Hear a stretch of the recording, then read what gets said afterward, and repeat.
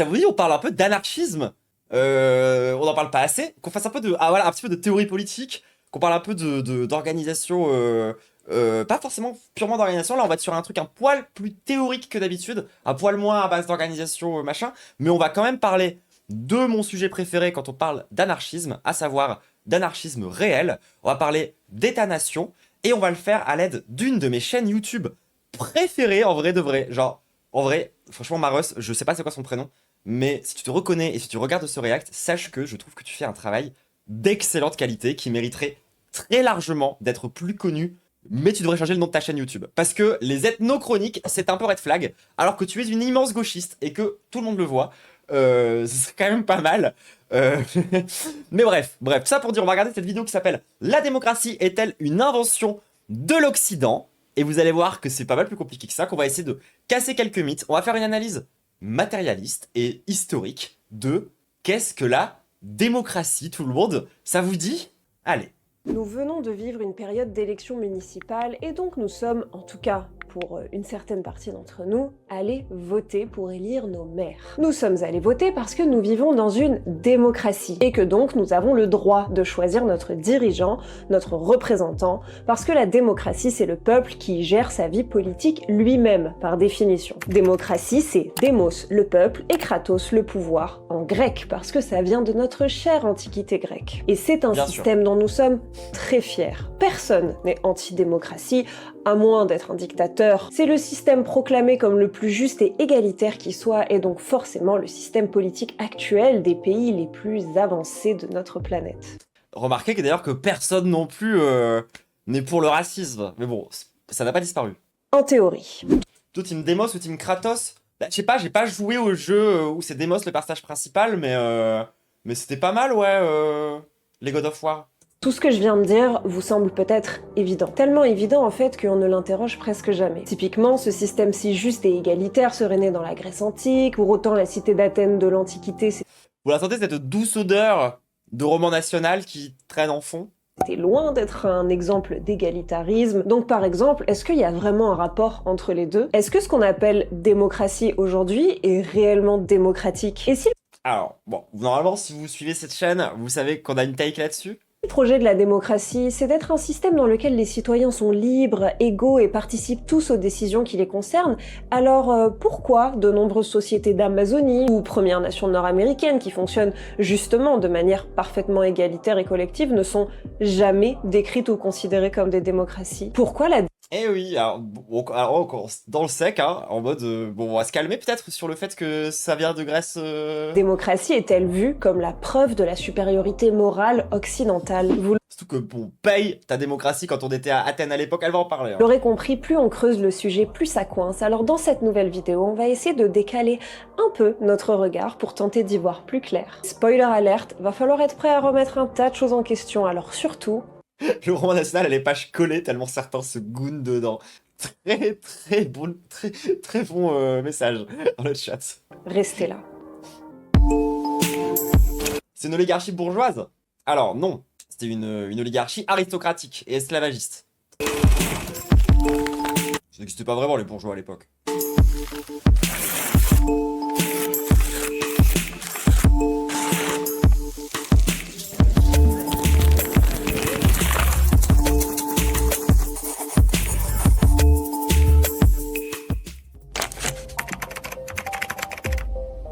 Dans cette vidéo, je vous présente le travail de David Graeber et de Francis Dupuy-Derry. Si vous ne les connaissez pas, David Graeber, c'est un J'avoue, le livre qui s'appelle Il n'y a jamais eu d'Occident me donne vraiment envie. anthropologue et économiste américain particulièrement reconnu qui a été professeur à la London School of Economics, qui a enseigné à Yale, qui est très connu notamment À Yale, genre la meuf qui a chanté Je veux te voir dans un film pornographique en action avec ta bite? Basé. pour ses travaux sur la dette, les systèmes économiques évidemment, les formes d'organisation sociale et ses recherches sur les pratiques politiques et les mouvements sociaux contemporains. Et Francis Dupuy-Derry, c'est un chercheur canadien qui a travaillé au MIT et qui est professeur politiste à l'Université du Québec à Montréal. Et lui, il est spécialiste des théories politiques et de l'histoire des idées, dont Et il adore le rock de papa vis-à-vis de son physique, clairement. la question de la démocratie. Donc reprenons notre question. Si on devait définir précisément la démocratie, on dirait quoi? Et alors c'est là que ça devient intéressant, et c'est là qu'on commence directement. Vous allez voir, on va parler d'anarchisme très rapidement dans cette vidéo. Littéralement, la définition, c'est forme de gouvernement dans laquelle la souveraineté appartient au peuple. On nous dit aussi que la démocratie a été inventée dans la cité d'Athènes de Grèce antique autour du 5e siècle avant Jésus-Christ. Donc, à l'origine, dans la Grèce antique, la démocratie, c'est le fait que les citoyens eux-mêmes prennent les décisions politiques qui concernent leur société directement au sein d'assemblées. Le truc, c'est qu'il faut quand même rappeler que l'Athènes de cette époque, c'était une société militariste, esclavagiste, élitiste, fondée sur la répression systématique des femmes, donc pas du Voilà. tout ce qu'on peut. On rappelle quand même, parce que je sais qu'il y a encore des gens, y compris dans les lores LGBT, qui ont tendance un peu à bander cette époque-là de l'histoire en mode « Oui, mais regardez, l'homosexualité était déjà présente. » Oui, alors, les mecs s'enculaient par haine des femmes, hein, qu'on se mette bien d'accord. Pourrait appeler une société Après, on s'étonne qu'il y a des philosophies qui datent de cette époque-là qui sont reprises par les masculins. égalitaire où le peuple dans son ensemble N'est-ce pas, le stoïcisme? choisit quoi que ce soit. À l'inverse, même très peu de gens étaient réellement considérés comme des citoyens, et c'était une toute petite minorité qui participait à cette prise de décision soi-disant collective. En fait, ce qu'on appelle démocratie Les mecs s'enculaient par haine des femmes. 2 points, papacito. Ouais, oui. à Athènes n'est déjà ni la première forme de décision collective dans l'histoire humaine, n'est pas non plus réellement égalitaire, et puis surtout n'est pas forcément liée à ce que nous pratiquons dans nos sociétés occidentales modernes. Parce que si on retrace l'histoire, on comprend que notre système démocratique a été inventé pour éviter, justement, qu'il n'y ait de démocratie. Et ça, les gens, c'est vraiment, comment dire, c'est le grand tricks que vous allez comprendre dans cette vidéo, parce que même moi, qui pourtant, genre, pas mal de take par rapport à ça, je réfléchis beaucoup à ce truc-là, tu vois, j'ai quand même appris pas mal de choses dans cette vidéo, j'espère que vous allez en apprendre aussi. Parce que ce truc où on se dit, oui, d'accord, on est dans une démocratie défaillante, souvent c'est comme ça que c'est présenté. Typiquement, c'est vraiment comme ça que va présenter la démocratie libérale. C'est comme ça que, par exemple, des gens comme Clément Viktorovitch vont présenter la démocratie libérale. Ils vont dire, on est dans un système qui, à la base, est une belle démocratie représentative, bien démocratique, qui, en fait, genre, serait corrompu par le mensonge, serait corrompu par, les gens qui utilisent mal ce système qui, pourtant, est le meilleur des systèmes. Vous allez comprendre qu'en fait, genre, ce qu'on appelle aujourd'hui démocratie, à plus forte raison démocratie libérale, c'est vraiment construite en opposition frontale avec la démocratie réelle. Pour nous, la démocratie, c'est vraiment l'idée que tout le monde, tous les membres d'une société peuvent gérer collectivement les choix qui les concernent à l'échelle politique. Du coup, c'est quand même vu de façon très positive, parce que, en vrai, personne n'a envie d'être dominé par un pouvoir supérieur. Ça dépend du contexte. On a le droit aussi d'avoir des pratiques dans l'intimité mais bref. Injuste, et c'est même tellement valorisé que même des régimes ultra-autoritaires se réclament démocratiques parce que c'est mieux vu. Petite parenthèse à ce propos, parce que David Graeber il dit un truc que je trouve quand même marrant à noter, c'est que tout le monde se dit pro-démocratie et peu de monde se dit anarchiste, alors que finalement cette Par exemple, définition de la démocratie comme donnant la voix à tous, c'est idéologiquement beaucoup plus proche de l'anarchisme qu'autre chose. et ça va être ma grande take de la vidéo, tout le monde. Voilà, je vous le dis comme je le pense. Pour moi, la vraie démocratie, c'est l'anarchisme. Le moment où vraiment tu essayes de mettre en place à proprement parler la démocratie, donc le moment où tu cherches à proprement parler à empêcher l'existence d'autorité, c'est ça la vraie démocratie. Vous allez voir qu'on va rentrer un peu plus en détail sur justement pourquoi du coup l'anarchisme se structure de cette façon-là. Et quand on va reparler de l'État-nation, vous allez voir, ça va être incroyable.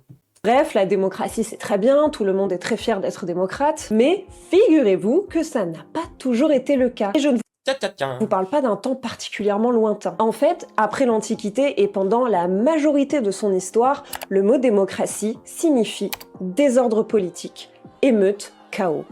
Ça me rappelle quelque chose. Il évoque ce que le mot anarchie, justement, peut évoquer aujourd'hui à ceux qui ne savent pas réellement ce que c'est, bien sûr. Et donc, pendant toute cette majorité d'histoires...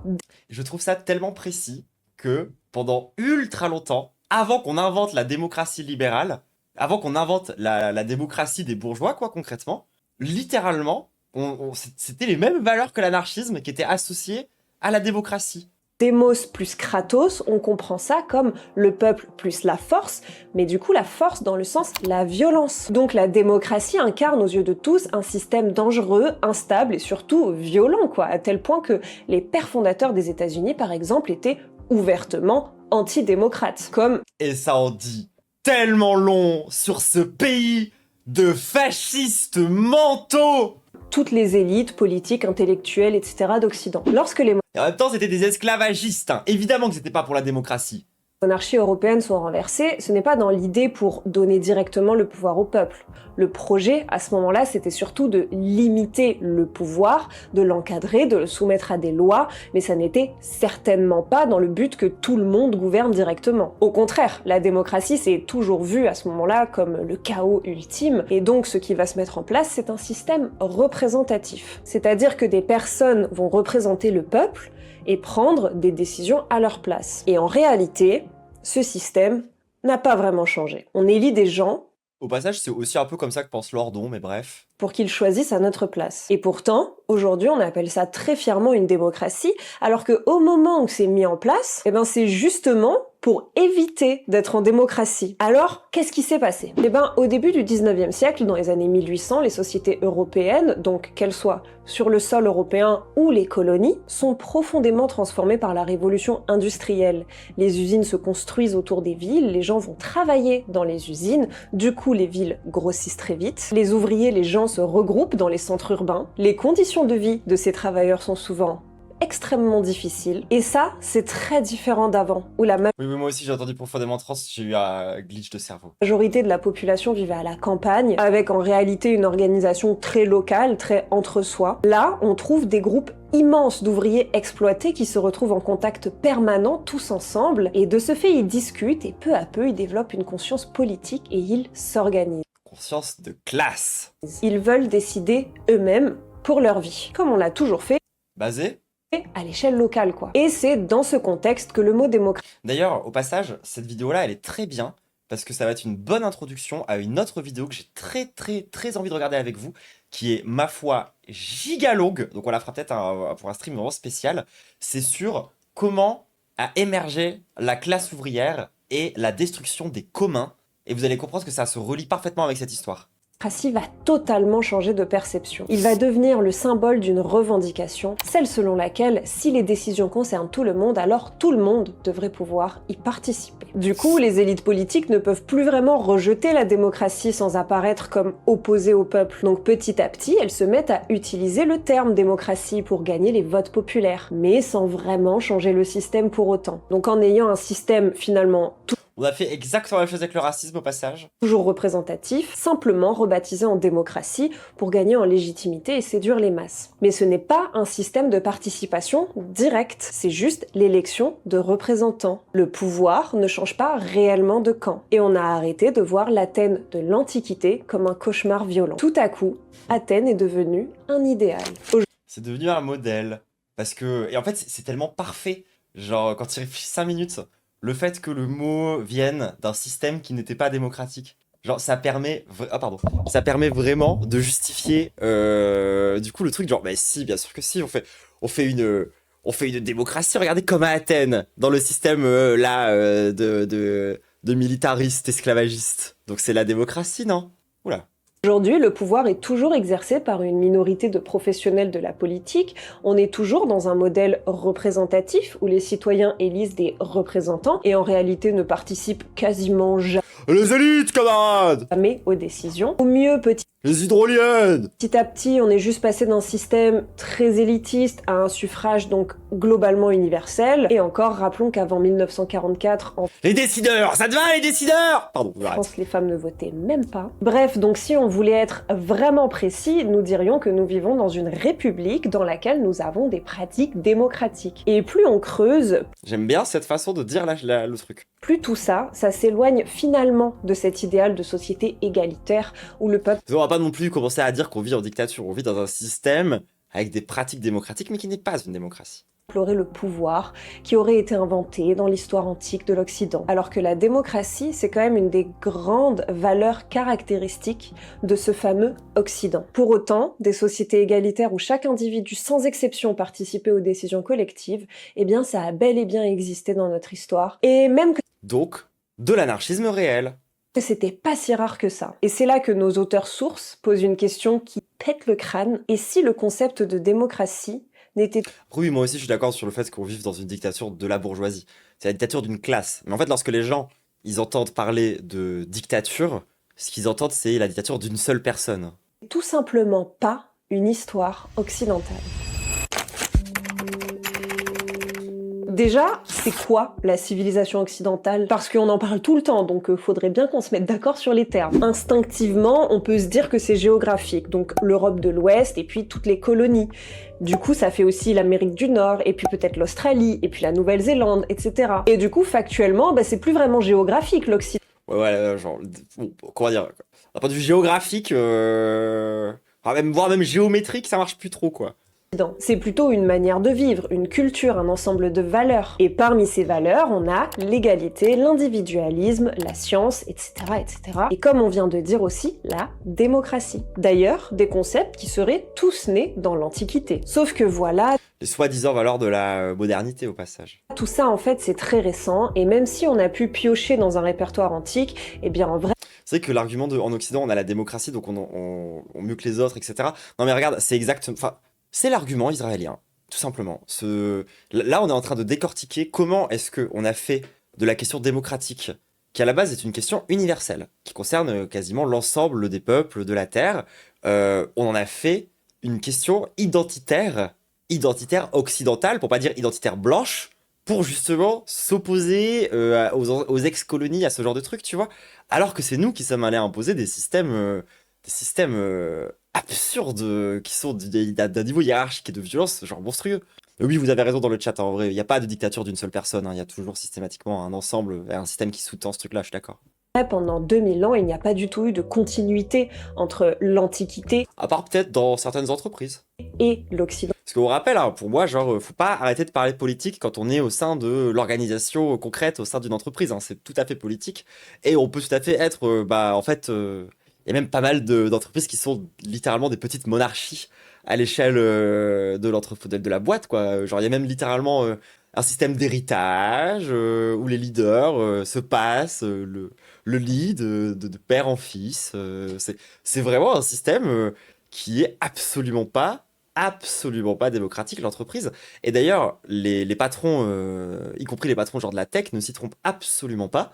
La preuve, il y a, je pourrais pas retrouver l'extrait là tout de suite, mais il y avait un des grands patrons de la tech, ça devait être genre le patron de Google ou un truc du style. À un moment donné, il a sorti un iPhone et il a dit cette invention extraordinaire n'a pas été inventée dans une démocratie. Elle a été imaginée et conçue dans une monarchie. Une monarchie qui s'appelle Apple. Donc même eux, ils en sont parfaitement conscients. Ah, les grands pontes du techno-féodalisme, je sais pas quoi, ils en sont parfaitement conscients. Moderne. Et puis surtout parce que tous ces concepts, ils sont choisis quand même de façon hyper sélective. On pourrait tout à fait dire que les valeurs de l'Occident, c'est Peter Thiel, he knows that was the Antichrist. la bureaucratie, le nationalisme, l'expansion coloniale, etc. D'ailleurs, je cite Oui, ça c'est vrai que c'est des vraies valeurs occidentales pour le coup. Mais bon, ça fait un peu tâche quoi. la bureaucratie, le nationalisme, l'expansion coloniale. Mais, je mettrais quand même un peu un holà sur le fait que, de mémoire, il y a quand même une démocratie chinoise qui existe depuis vraiment très longtemps. Donc j'en ferai pas une valeur de l'Occident, genre. Etc. D'ailleurs, je cite David Graeber lorsqu'il souligne que l'islam ressemble sous bien des aspects à ce qu'on appellera plus tard la tradition occidentale, avec des valeurs telles que le rationalisme scientifique, le juridisme, les monothéismes puritains, le capitalisme mercantile et conquérant, l'impulsion missionnaire, etc. L'idée, On déteste toujours ce qui nous ressemble le plus, hein. en fait, en disant que la culture occidentale, c'est la culture de la démocratie, de l'égalité, de tout le tralala, c'est de dire que toutes ces notions sont propres à l'Occident, et du coup ne sont pas des valeurs qu'on retrouve dans d'autres cultures, genre hindou, bouddhiste, orthodoxe, islamiste, etc. C'est une façon de se distinguer. Or, déjà les sociétés n'évoluent pas en vase clos, les différentes régions du monde, que ce soit Europe, Moyen-Orient, Inde, Chine, ont toujours été en contact et en échange permanent, et les idées circulent. Est-ce qu'il y aura un live spécial Chine, un de ces quatre? Et bah figure-toi que c'est un truc que je prépare. J'ai déjà 3 vidéos de côté pour préparer ça. Je sais pas encore si c'est définitivement celle que je vais garder, mais effectivement, il y aura un live spécial Chine où on va aborder la question économique, on va aborder la question culturelle et on va aborder Taïwan normalement dans ce live-là. En tout cas, c'est en cours de préparation tout le monde.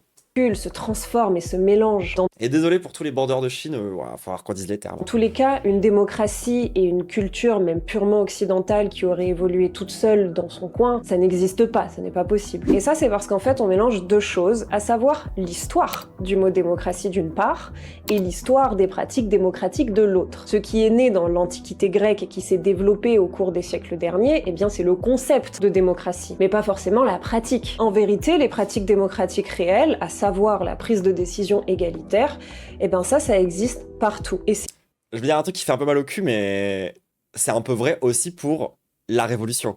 Genre, on parle beaucoup de révolution, on réfléchit beaucoup aux révolutions à proprement parler socialistes en règle générale. Hein, parce que pour moi, le socialisme, ça englobe le communisme et l'anarchisme. Enfin, le vrai socialisme, quoi, à proprement parler. Et c'est un peu pareil. Genre, c'est des trucs qu'on réfléchit beaucoup à ça dans le centre de l'impérialisme.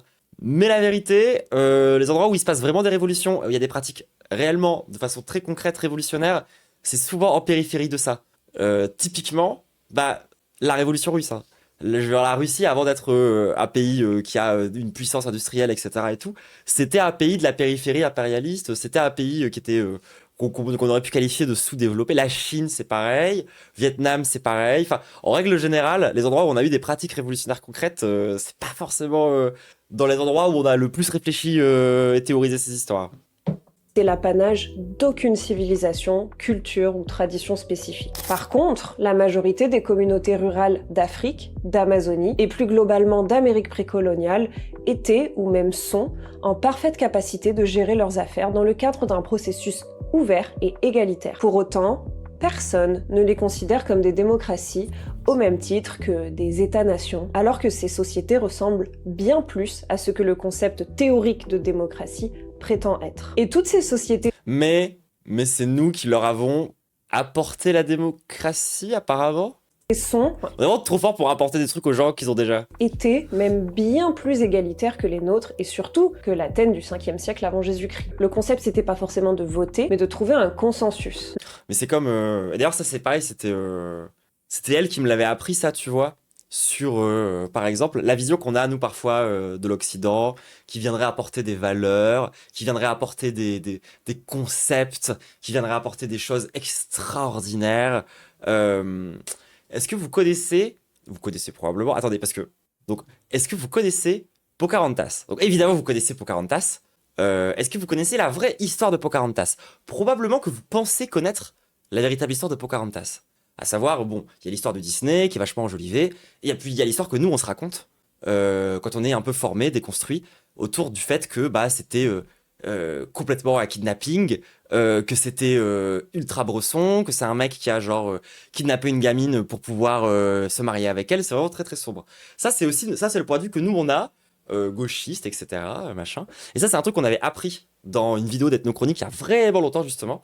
Est-ce que vous savez du point de vue du peuple, j'ai plus le nom du peuple de Pocahontas, mais d'un point de vue du peuple natif de Pocahontas, est-ce que vous savez c'est quoi cette histoire? Qu'est-ce qu'elle représente? Parce que déjà on a des visions qui sont pas mal nulles à chier. Genre même nous, quand on est déconstruit gauchiste, tout ce que tu veux, on perçoit Pocahontas comme une victime. Alors que du point de vue de son peuple, c'était une envoyée diplomatique. C'est un personnage politique important. C'est une émissaire, tu vois. Genre déjà ça c'est un truc qu'on est nul à chier. Et effectivement le Fouillustrin a bien suivi. Il s'agit pour eux, dans leur culture, de la première histoire, du premier vol. Voilà. Donc, en fait, il y avait pas tu sais, c'est des trucs de tradition orale, d'histoire, etc., qui se transmettent. Il y avait pas ça avant. Genre, au-delà même d'être genre un truc de pédo, tu vois, c'est vraiment la première fois que dans leur culture, il y a une histoire qui a aussi structuré comment est-ce qu'ils pensent, etc., et tout, autour du vol. C'est le premier vol de leur histoire. Voilà. Merci la civilisation occidentale pour toutes ces belles valeurs, j'imagine. Le vote à la majorité, quand on y pense, c'est pas franchement Et on rappelle que c'est littéralement le premier contact. une idée de génie. Donc voilà, comme je disais, n'hésitez pas à aller voir la vidéo qu'elle a fait elle sur le sujet. Moi, mon react, il est vieux sa mère, le son est nul à chier, n'allez pas voir ça. Allez regarder sa vidéo elle. Parce que ça veut juste dire que Oui, alors oui. Alors, attention, la joufflue. Ce que je dis, c'est que c'est pas qu'il n'y a pas eu de viol avant. C'est pas la question de savoir s'il y a eu un viol ou pas, tu vois. S'il y a eu par le précédent, c'est sûrement arrivé, tu vois. Mais c'était pas un fait de société. C'est probablement des histoires assez exceptionnelles. Parce que, en règle générale, les faits de société, ça finit dans des mythes, ça finit dans des légendes, ça finit dans des histoires qu'on se raconte justement pour se protéger, pour se méfier, pour ce machin. Genre, tu vois que dans les mythes, même antiques ou quoi que ce soit, la violence sexuelle est très présente et il y a des morales qui sont liées à ce genre de trucs, tu vois. Il y en a un qui s'incline face au plus grand nombre. Mais ça n'est en rien un compromis. Les communautés égalitaires, elles, s'attelaient à la tâche a priori vraiment difficile, de se mettre d'accord à l'unanimité. Et un compromis, un consensus, ça n'est pas un débat. C'est vraiment trouver une option que tout le monde va trouver acceptable. C'est pas l'un qui gagne sur l'autre. Donc oui. N'est-ce pas le PS ? C'est compliqué, mais c'est ainsi qu'on évite que quelqu'un ne soit perdant, ce qui risquerait de susciter des tensions, des rancœurs, et qui finirait par détruire les communautés. Et puis à vrai dire, il y a vraiment un obstacle à la démocratie dans la culture donc occidentale, c'est que cette... Ça, vous allez voir, genre, c'est un truc qu'on pense dans l'anarchisme, vraiment, c'est un truc qui est théorisé dans l'anarchisme depuis super longtemps, et honnêtement, le fait, enfin, ce qu'elle va dire juste là, ne fait que m'encourager à penser que, on a raison, quoi. Vous allez voir. Fameuse prise de décision en trouvant un compromis auquel tout le monde adhère, eh bien en réalité, ça n'existe que dans des sociétés où il n'y a pas de compromis avec la bourgeoisie. Mais bien sûr que si. Le compromis avec la bourgeoisie, c'est l'abolition des classes. On va pas tous les tuer, hein. Il n'y aurait aucun moyen de forcer ceux qui ne sont pas d'accord à se plier à la volonté de la majorité. Les sociétés égalitaires, anthropologiquement, existent là où il n'y a pas d'état coercitif, où il n'y a pas d'autorité légale qui pourrait forcer qui que ce soit à accepter ce qu'il ne veut pas. Alors... Et ça, du coup, c'est genre un fait historique. Le fait est que les exemples de démocratie réelle et concrète ne sont possibles que par l'absence d'état coercitif. Alors pourquoi on n'appelle pas les civilisations non occidentales, qui sont pourtant hautement démocratiques et réellement égalitaires, des démocraties? Eh bien aussi parce qu'elles n'ont pas d'État. Et ça, c'est le point absolument central dans notre réflexion. Et ça, c'est très, très anarchiste. Ben oui, dans nos démocraties, tout le monde peut participer aux décisions collectives. Le peuple contre l'État, hein. Mais si ces décisions, elles ne vous vont pas, en réalité, vous pouvez pas faire grand-chose, puisque nous sommes dans ce qu'on appelle un État coercitif, c'est-à-dire un État qui peut imposer des choses aux citoyens. Et quand on y pense, d'ailleurs, c'est hautement improbable dans l'histoire de l'humanité, parce que lorsqu'une société est réellement égalitaire, la coercition est illégitime, c'est logique. En fait, dans nos sociétés, le pouvoir politique passe par l'État, qui détient ce que le sociologue Max Weber appelle le monopole de la violence légitime. Ce qui est un truc que nous, on met beaucoup en question, hein, à gauche. La violence révolutionnaire est beaucoup plus légitime que la violence de l'État, à nos yeux.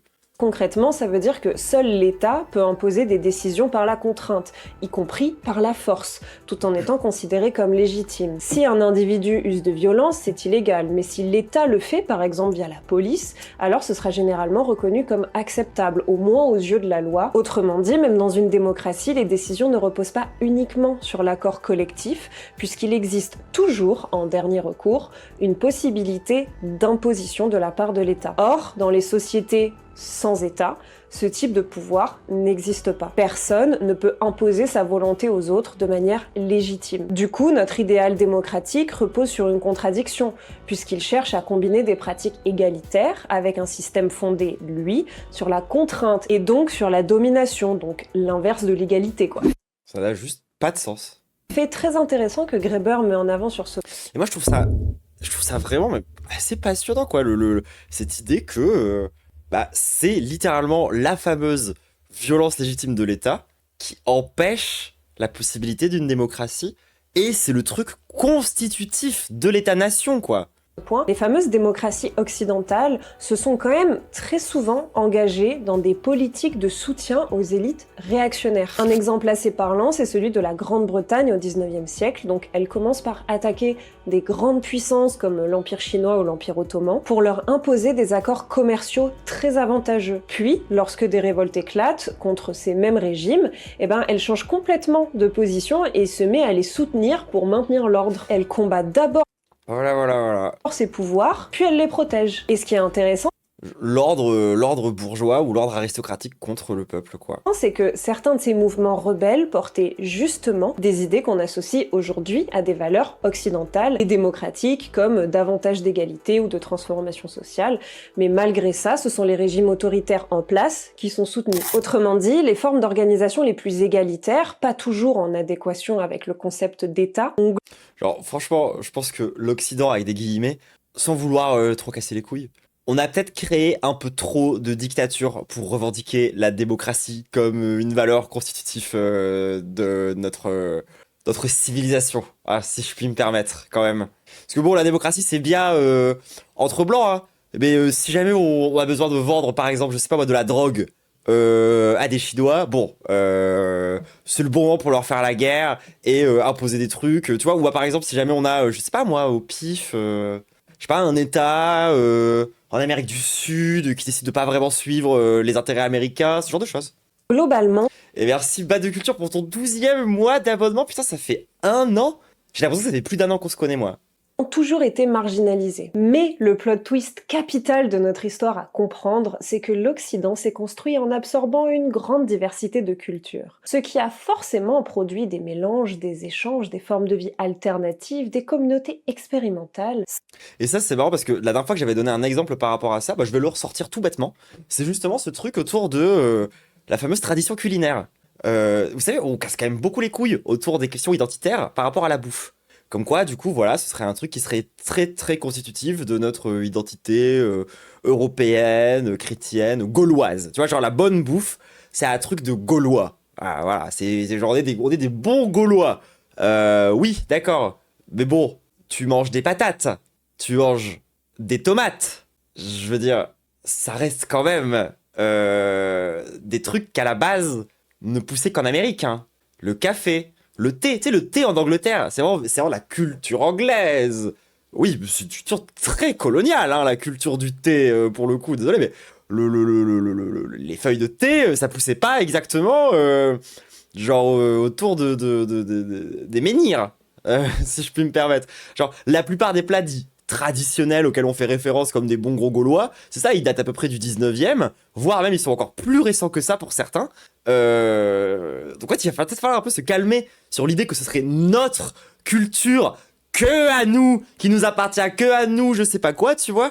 Peut-être un petit peu genre accepter l'idée que chaque culture, et pas que la culture occidentale, hein, la plupart des cultures du monde sont en vérité des espèces de patchwork, parce que bah en fait des échanges culturels, commerciaux, tout ce que tu veux, des voyageurs dans l'humanité, il y en a quand même un petit peu tout le temps eu, hein, si je peux me permettre, parce que ne serait-ce que par exemple, tu vois, genre souvent en plus, nous en Occident, on a cette espèce d'image de ah, il y avait le Moyen-Âge. Ah ouais, le Moyen-Âge, c'était vraiment le moment où, oui, oh, bah, on communiquait plus, quoi. Ouais, c'était le moment où, voilà, ça a stagné, non? Oui, bon, la route de la soie, ça vous parle? C'est quand même un truc un peu important à comprendre pour comprendre c'est quoi les forces politiques en présence à cette époque-là, hein, si je puis me permettre. Et c'est typiquement le genre de truc qu'on a tendance à oublier. C'est que bah, pendant le Moyen-Âge, en fait, c'est pas que le monde a stagné ou je sais pas quoi, c'est surtout que on était une puissance mineure du monde, quoi. Enfin, bon, après, je dis ça. Déjà, je dis le Moyen-Âge. Ça veut déjà un peu rien dire, concrètement. Mais alors oui, je sais que l'Europe stagne pas complètement au Moyen Âge, mais ce que je veux dire, c'est que c'est pas là-bas, c'est pas en Europe où il y a les plus grandes avancées technologiques, philosophiques, mathématiques, tout ce que tu veux en fait. Il n'empêche qu'à ce moment-là, je veux dire, par exemple, vous savez qui c'est qui a inventé le concept d'encyclopédie? Parce qu'on a quand même ce truc où nous on est en mode, oui, bah l'encyclopédie. C'est un truc genre qui date des Lumières, a priori, qui date de cette époque-là, quoi, concrètement. Oui, enfin, c'était quand même un concept mongol à la base, hein, cette histoire-là. Ça, c'est des trucs qu'on fout quand même complètement sous le tapis en règle générale. Soit les Arabes, soit les Chinois. Ouais, enfin, ou les Mongols, enfin, ça dépend en vrai, genre. Après, encore une fois, je suis loin d'être une historien, hein, pour le coup. S'il y a bien un domaine où j'ai tendance à raconter des conneries, c'est l'histoire. Simplement, elles ne font pas forcément partie du récit historique dominant ou tout simplement. Mais je m'améliore. Je peux m'améliorer. J'ai des gens dans le chat pour me corriger et dans les commentaires YouTube. Elles n'ont pas été consignées. Pourtant, ce sont bien ces expériences qui ont joué un rôle majeur dans la formation des idées et des concepts qu'on regroupe aujourd'hui sous le nom d'Occident, et donc aussi dans ce qu'on appelle la démocratie. Les historiens occidentaux travaillent avant tout avec des sources écrites. Or, tous les espaces non institutionnels, toutes les cultures n'ont pas forcément laissé de traces écrites, voire on les a supprimées. Donc, il peut manquer quelques maillons de la chaîne dans l'histoire de la démocratie et de l'Occident en général, qui pourtant changeraient pas mal le récit. Par exemple, Alors ça, c'est un passage que je ne connaissais absolument pas, parce que bon, d'un point de vue anarchiste, j'ai un peu dit ce que je voulais dire. Concrètement, l'histoire valide l'analyse marxiste autour de l'État. Donc moi déjà, j'étais hyper heureuse de tomber sur cette vidéo par rapport à ce que je pense et tout. Je me suis dit, vas-y, c'est une bonne brique à mettre dans la tête des gens. Alors ça, du coup, c'est plus un truc de culture générale, mais je trouve ça fantastique. Avez-vous déjà entendu parler de la thèse de l'influence iroquoise? En gros, fin des années 70, début des années 80, des historiens, natifs américains du American Indian Movement et des spécialistes de la Confédération iroquoise soutiennent que certains aspects de la Constitution américaine, en particulier l'organisation fédérale, ont été directement inspirés de la Ligue des Six Nations. La Ligue des Six Nations, c'est une alliance entre plusieurs peuples autochtones qui avait mis en place un système politique commun basé sur la discussion et la coordination. On note entre autres qu'en 1744, pendant les négociations du traité de Lancaster, dont Je rappelle que pendant ce temps-là, on était littéralement en train de tous s'entretuer en Europe. l'objectif était de sécuriser Genre vraiment, c'était la guerre. une alliance politique avec les Iroquois et de négocier des accords territoriaux entre eux et les colonies britanniques, Canastego, donc qui était l'ambassadeur de la nation Onondaga, a demandé à ce que les colons forment une fédération parce que c'était relou de négocier avec plusieurs colonies à la fois qui se sont pas mises d'accord entre elles au préalable, et donc ça serait pas mal qu'ils s'organisent comme les Iroquois le faisaient. Cette idée, elle sera reprise plus tard, notamment avec le plan d'Albany en 1754. Benjamin Franklin, il cite même les Iroquois comme exemple, et il explique que s'ils ont réussi à s'unir, les colons devraient réussir à quand même faire de même. Et Ça me tabasse. Est-ce que c'est pas le truc le plus américain que vous avez jamais entendu? Genre, le mec qui dit « Oh, ils ont un peu raison, non? Si des sauvages y arrivent, nous aussi, non? » Tu sais, par contre, ils se pensent toujours supérieurs. C'est-à-dire que c'est tellement un retournement de cerveau comme façon de penser, je trouve ça dingue. Tu sais, t'es vraiment en mode, tu te penses supérieur, tu voles un système politique à quelqu'un, tout en gardant ton mépris. Et tu t'arrives à convaincre les gens de ton côté. Genre, oui, c'est exactement ça, genre, vous aimez ça? Ouais, c'est blanc. développera tout ça dans des vidéos dédiées à l'histoire de la colonisation en Amérique du Nord, mais l'égalitarisme et la liberté personnelle, c'était des valeurs très fortes, très marquées chez les peuples natifs de l'Est américain. Et Quoi? en ce sens, ça aurait servi d'inspiration aux idées d'égalité et de liberté que les colons vont revendiquer petit à petit. Or, c'est tellement ouf. Genre, le fait que même l'idée de liberté individuelle, qui est quand même un truc vraiment constitutif de l'ADN culturel américain, le fait que même ça soit genre un truc qu'ils ont volé aux natifs, je trouve ça dingue. Genre, plus j'en apprends sur les États-Unis, plus je les vois vraiment comme l'empire du mal. Et alors, nous, on n'a pas vraiment de leçon à leur donner, étant donné que on a littéralement enfanté de cet empire du mal. Mais genre, je trouve ça insane. Le fait que même ce truc-là, ouais, je me suis dit, vas-y, quand même. Il y a quand même, genre, il y a bien un truc, et bah même pas. Même le truc de la liberté individuelle, ils l'ont péta à des populations locales. Ensuite, ils ont regardé de très très près, avec leur petite loupe, ce qui se passait chez les nazis, avec leur concept de liberté germanique. Et ils ont dit, tiens, on peut mélanger les deux. Et c'est devenu le rêve américain. Je pète mon crâne, les gens. Vraiment, je pète mon crâne. Oui, les États nazis d'Amérique, exactement. Bah ça n'est pas forcément consigné comme un fait historique avec une date et tout, puisque en réalité, c'est un jeu d'influence qui produit petit à petit des effets. Et qu'en plus, la moitié des participants à cette histoire ne consignaient pas forcément leurs histoires par écrit. En fait, c'est évident, mais on l'oublie bien trop. Les sociétés autochtones et les colons ont fini sur certains points par s'imbriquer en cohabitant. En Amérique du Nord, les colons ont pu adopter les cultures, les vêtements, les coutumes, les techniques des natifs avec lesquels ils vivaient, avec lesquels ils se mariaient. Eh ben oui, hein, je veux dire, on me rappelle quand je vous dis qu'on avait importé la patate et la tomate, et le maïs aussi au passage, bah fallait bien savoir comment ça se cultive. Hein. On n'a pas juste genre volé des graines, et on a compris tout seul comme des grands comment est-ce qu'on cultivait ces trucs-là. Hein. Il a bien fallu aussi le voler, ce savoir-faire là. Parfois aussi, et inversement, et ça a même été une vraie angoisse pour les autorités locales qui avaient peur que les colons ne s'imprègnent trop de la culture locale, et particulièrement des idéaux Ah bah oui, ça risquerait de trop abîmer leur blanchité. d'égalité et de liberté. Surtout que les colons, pour beaucoup d'entre eux, ils fuyaient une certaine austérité en partant de l'Europe, et du coup, ils étaient quand même très séduits par cette façon de vivre qui était quand même égalitaire et où les libertés individuelles primaient. Donc, au final, même si les colons, ils ont procédé. En vrai, c'est là où je suis quand même un peu mauvaise langue. Genre, c'est pas du pur pillage culturel. Il y avait quand même il y avait aussi une vraie vision à l'époque chez certains colons, pas tous, hein, mais chez la plupart des colons en fait, qui ont fini par être des travailleurs, etc. et tout.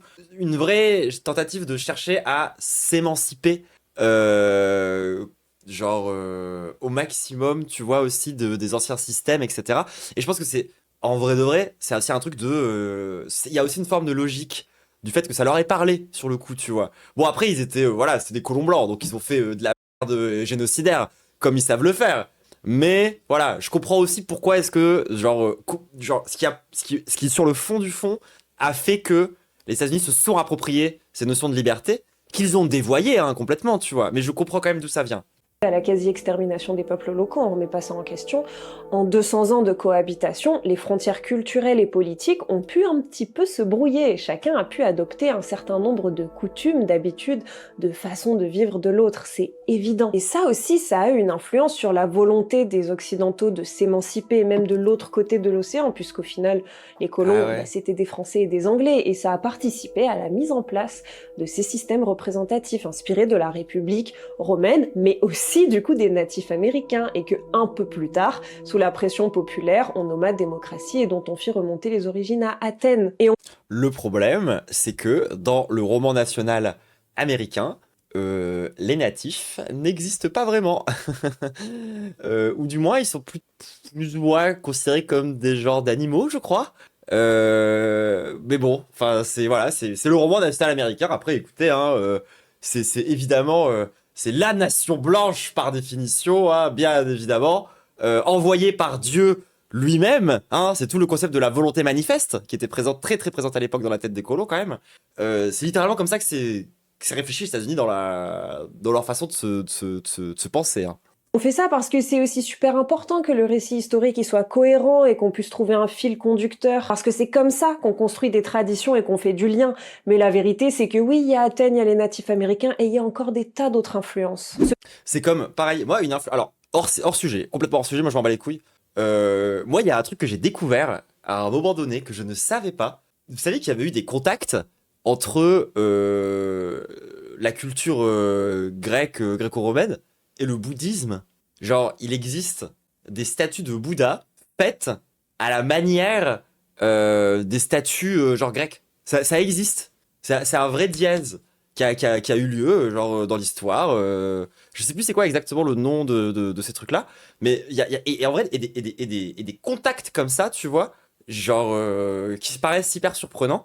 Il y en a eu énormément. Énormément. Genre moi par exemple quand j'ai fait mon rattrapage de l'histoire, vous savez quand j'ai lu mon livre sur les cartes etc et tout, je ne savais pas par exemple à quel point la culture turque et la culture mongole avaient fusionné dans plein d'endroits de la Terre. J'étais vraiment sur le cul quoi. Enfin ça m'a vraiment surprise et j'ai appris plein de trucs comme ça, de connexions culturelles que je ne connaissais pas et ça remet pas mal en question cette espèce d'arbre qu'on s'imagine dans la tête avec toutes les différentes branches, etc. Le gréco-bouddhisme, c'est ça. Et bref, j'ai trouvé ça fascinant de découvrir ces contacts qu'il y avait déjà dès cette époque-là. Et j'ai tout, genre, je trouvais ça. Ah, t'as piffé, mais je crois que c'est ça le vrai nom. Hein, Intéressé par le livre? Attends, j'ai trouvé ça. Alors, je vous préviens, il y a quand même des défauts dans ce livre. Mais concrètement, c'est ce livre-là. Très bel objet au passage. Très bel objet. C'est l'histoire du monde par les cartes de Larousse. Alors, bah, la vérité, c'est que certaines conneries que je raconte en stream viennent de ce bouquin. Donc, c'est qu'il y a quand même des conneries un petit peu à l'intérieur. Ensuite, il y a quand même des problèmes vis-à-vis de la colonialité, j'ai envie de dire, en règle générale. Par exemple, il y a 3 doubles pages dédiées à Napoléon et une seule double page dédiée à la décolonisation de l'Afrique. De l'entièreté de l'Afrique. En une seule double page. Avec des généralités dedans qui font mais mal au cul. Donc, premier gros défaut, c'est en termes de ligne éditoriale de ce que ça choisit de raconter, ça reste quand même très franco-centré, j'ai envie de dire. Tu vois, il y a quand même des problèmes, je trouve, vis-à-vis de certaines proportions dans ce bouquin qui sont quand même un peu chiantes. Et ensuite, l'autre gros problème, je dirais que c'est une certaine vision de la gauche, en règle générale, qui n'est pas très glorieuse. Attendez, je vais vous retrouver une image qui en dit très très long sur, comment dire, la manière dont est présentée, en règle générale, la gauche politique. Voilà. Par exemple, quand on te parle du socialisme et de l'anarchisme, la double page ressemble à ça. Alors, comment dire du coup, c'est un dessin de la garde nationale qui brûle la commune de Paris. C'est-à-dire que il me semble quand même que le socialisme a permis à des pays de s'industrialiser quand même. Enfin, genre, c'est pas uniquement le chaos, le feu, la mort, les bâtiments qui brûlent, l'enfer sur terre. Enfin, c'est quand même vraiment bizarre. Alors, à la limite, plus tard, il se rattrape un peu vis-à-vis du communisme où il dit un peu moins des conneries quand même par rapport à ça. Par contre, l'anarchisme dans le bouquin est intégralement vraiment genre les seules choses, les seuls trucs par rapport à l'anarchisme dans ce bouquin, c'est le terrorisme. D'accord? Vous n'entendrez jamais parler à aucun autre moment de l'anarchisme dans tout le livre que lorsque ils ont fait des régicides, lorsqu'ils ont essayé de tuer des diplomates, lorsque les anarchistes étaient vraiment trop cons et qu'ils faisaient de l'action directe de façon dégénérée. Donc, dommage. Dommage par rapport à ça, pour le coup. Mais voilà. Moi, je trouve que le bouquin a quand même de très très bons trucs dedans. J'ai appris beaucoup de choses, même si encore une fois, il m'a induit en erreur sur pas mal de trucs, tu vois. Genre, dans le chat, on a Matt de Culture qui est, enfin, qui est pas directement historienne, mais qui je crois fait des études d'histoire, etc. Enfin, qui est vraiment calé de fou sur ce sujet-là. Bah, pas mal de trucs que j'ai appris dans ce bouquin, où on vient quand même expliquer que je raconte des conneries. Mais à la base, je les ai cherchées de là, hein, les conneries en question. Donc j'ai quand même un peu le seum. Il faudrait quand même que je m'améliore un peu sur ces sujets-là. Clairement, le bouquin de Larousse a ses gros défauts, quoi, par rapport à ça. Donc, comme quoi, le seul savoir que je tiens qui vient vraiment d'un bouquin, c'est même pas le plus solide. Bref. Ce que nos auteurs veulent dire par là, c'est pas que la démocratie elle a été inventée par des natifs américains et pas Voilà, à lire, moi je le conseille, mais avec un vrai retour critique. par les Grecs. Vous avez compris que l'histoire c'est bien plus compliqué que ça, mais que en fait les pratiques démocratiques au sens propre ont tendance à naître en dehors des institutions. C'est pour ça qu'il faut se baser sur plusieurs livres. Ouais, mais j'ai déjà mis genre 7 mois à le lire, tu vois. Moi, je suis pas capable de lire beaucoup tout le monde. En fait, elles émergent là où les Moi, je maintiens quand même que le mieux, ça reste de discuter avec des gens qui s'y connaissent, pour le coup. C'est souvent comme ça que j'apprends le mieux les choses, en règle générale. Qu'il s'agisse du savoir-faire, enfin du savoir militant, qu'il s'agisse de beaucoup de choses, en fait, en règle générale. Moi, je suis surtout une bandeuse de discussion. C'est surtout par la discussion, pas forcément le débat, mais vraiment genre la discussion, l'apprentissage, le partage de connaissances qui me permettent d'avancer. Peut-être écouter les conférences d'historiens, mais je préfère parler avec un historien. Et pour le coup, je regarde quand même beaucoup de contenu autour de l'histoire. Vraiment beaucoup de contenu autour de l'histoire. C'est juste que c'est vaste, l'histoire. C'est infiniment vaste. Il y a vraiment ça prend un temps de ma boule. Par exemple, ça fait plus d'un an que j'essaye de comprendre pays par pays, comment ça a marché la décolonisation en Afrique. Ça prend un temps de malade, vraiment pour le coup, de faire ça de son côté. Alors que je pense que si j'avais en face de moi panafricaniste basé pour m'expliquer tous les trucs un par un, ce serait super, tu vois. Et pour le coup, sur les conférences d'histoire, moi je passe mon temps à vous recommander, notamment par exemple les dernières vidéos de Yoann Chapoutot qui sont sur Blast, qui sont vraiment très très bien par rapport à ça. Moi je maintiens quand même que ça reste de très bonnes sources de savoir, hein, ces trucs-là. Groupes humains, ils doivent trouver des solutions pour gérer ensemble leurs affaires publiques, quoi, en dehors du champ d'action d'un pouvoir qui serait supérieur à eux. Et donc dans ces espaces, en dehors du contrôle des États ou des empires, par exemple, où les personnes qui sont issues de plusieurs cultures, de plusieurs traditions, de plusieurs expériences de vie, etc., elles doivent trouver un moyen de vivre ensemble et de s'arranger. Et bien c'est souvent là qu'on a vu apparaître des pratiques purement démocratiques. Et en fait, c'est là qu'elle explique un truc aussi intéressant, c'est que les sociétés démocratiques dont on parle depuis le début, parce qu'ils n'avaient pas d'état coercitif, parce que ceci, parce que ceci, parce que cela, c'est pas juste parce que c'était dans leur culture le truc le plus moral à faire que de s'organiser de manière horizontale de cette façon-là. C'était une contrainte. C'était une contrainte. Parce qu'en fait, pour avoir un état coercitif, il faut quand même... ça se constitue pas tout seul, quoi. C'est pas un truc qui apparaît en claquant des doigts. Donc, quand t'es pas dans un état où tu peux faire de la contrainte de la même manière qu'aujourd'hui, ben t'es obligé d'atteindre un consensus. Donc, ouais, ce qu'il faut comprendre aussi, c'est que c'est pas juste, genre, il faut pas tomber comment dire, faut pas tomber dans un caractère fétichiste et orientaliste où tu reviens du coup sur plein de tribus qui ont des modes d'organisation que tu trouves plus basés et du coup dire, oh là là, regardez, nous sommes d'horribles machins, je sais pas quoi. Tu vois, faut pas tomber dans un fétichisme de l'un, de l'autre, etc. ou quoi que ce soit. Faut comprendre pourquoi matériellement, pourquoi historiquement ces sociétés-là ont été véritablement démocratiques. Et c'est pas juste un choix, c'est vraiment aussi une contrainte. C'est une contrainte qui est liée au fait que bah, justement tu n'as pas les moyens de la contrainte, mais sur d'autres individus. Vous voyez ce que je veux dire ou pas? Je sais pas si c'est très clair, j'ai utilisé trop le mot contrainte à deux moments différents, attendez. C'était clair ou pas? Toujours l'opposition morale versus matérialisme, bah, ça reste. Hein. Ah bah, moi je préfère dire idéalisme versus matérialisme, c'est plus cohérent, enfin c'est plus logique. En gros, dans des espaces qui sont en dehors du système dominant. David Graeber, il nous dit même qu'on trouve des exemples de pratiques démocratiques très concrètes et très proches des nôtres dans l'histoire de la piraterie. Ah, ça j'aime trop comme information. Et c'est pareil, dans la piraterie, si ils pratiquaient la démocratie réelle, l'anarchisme, en vrai de vrai, et d'ailleurs ça pour le coup c'est un truc moi qui m'avait grave intéressé à une époque, faudrait que je révise le sujet des démocraties pirates et tout, comment ça fonctionnait précisément, mais c'est pareil, si les pirates, ils étaient pas autoritaires, c'est basiquement parce que personne pouvait imposer à lui tout seul son autorité sur l'ensemble de son équipage, donc t'es bien obligé d'essayer de faire un système relativement égalitaire, sinon bah mutinerie en fait. Et pour le coup, bah la mutinerie, une fois que c'est lancé, t'y échappes plus trop quoi. Enfin, ça devient vite à enfer. Donc je trouve ça encore aussi intéressant comme autre exemple bah, en fait la démocratie, elle est aussi née comme ça justement en périphérie, en marge, par l'absence de ce qu'on disait, d'état coercitif, de violence légitime, etc. Tous ces trucs-là, qui ont permis du coup cette application d'une démocratie réelle.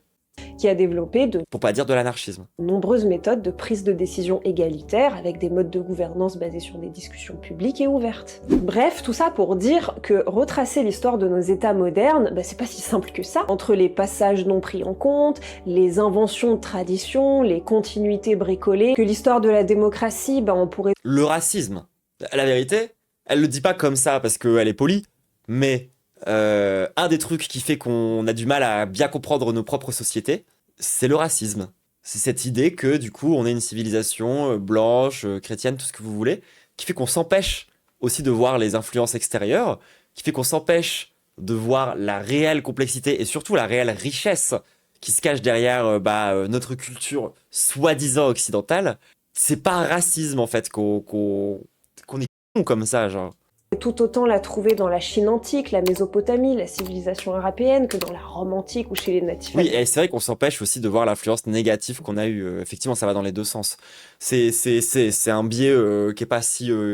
Enfin, qui semble logique, quoi. Dans le sens où tu vas dire que c'est toi qui as apporté que du bien et que les autres ne t'ont rien apporté parce qu'il y a que toi qui as apporté du bien aux autres et que à la limite les autres ont pu t'apporter du mal, quoi. Mais tu sais, tu réfléchis de façon très très binaire en fait à partir de là.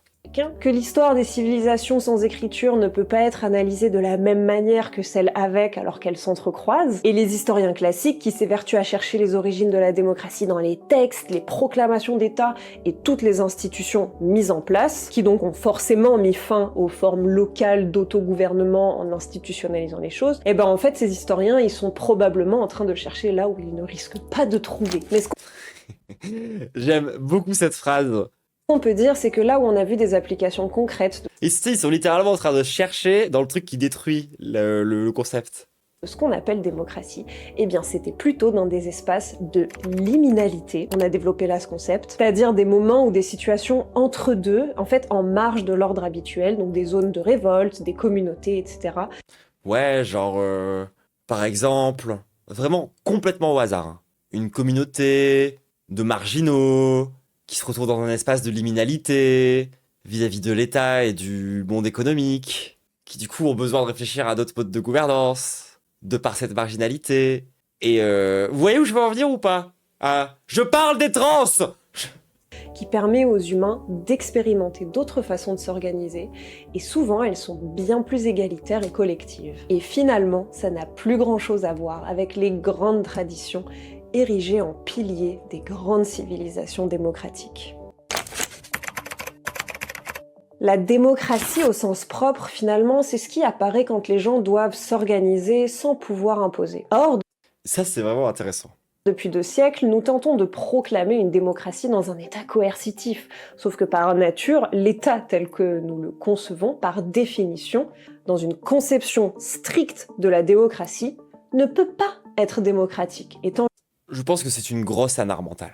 lui-même avant tout un modèle d'organisation de la violence. Et du coup, on se retrouve noyé dans un tas de contradictions où l'on se croit libre, mais en réalité, on n'a pas vraiment le choix de faire autrement, ou Libre d'obéir. Oh là!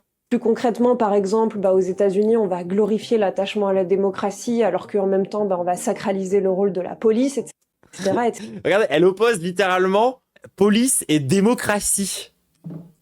Selon Francis Dupuy-Derry, nos États et nos élites politiques sont en réalité traversés par une forme de ce qu'il appelle agoraphobie politique. C'est une méfiance, voire une peur de la part des élites politiques envers le peuple lorsqu'il est réuni et qu'il agit directement en politique. Et cette peur explique en partie pourquoi les systèmes politiques modernes ont été construits pour encadrer, limiter, voire éviter l'intervention directe du peuple dans les décisions. En 2 mots, oui, l'État a peur du peuple. Attention, l'idée n'est pas L'État contre le peuple, peut-être. de dire que nous ne vivons pas en démocratie, l'idée est de marquer la tension qui peut exister entre ce qu'on appelle démocratie et comment nos sociétés sont réellement organisées. Parce qu'une décision démocratique qui doit être imposée, c'est déjà pas totalement démocratique. Et cette tension entre le pouvoir populaire et le pouvoir coercitif, ça a parfois contribué à des violences massives, notamment quand certains groupes ont été exclus de ce peuple légitime. Aussi, de dire que notre système n'est pas pleinement démocratique, ce n'est pas de dire qu'il faut arrêter de voter par exemple, mais au contraire, c'est de comprendre que les limites de ce qu'on appelle la démocratie, c'est justement ce qui permet de réfléchir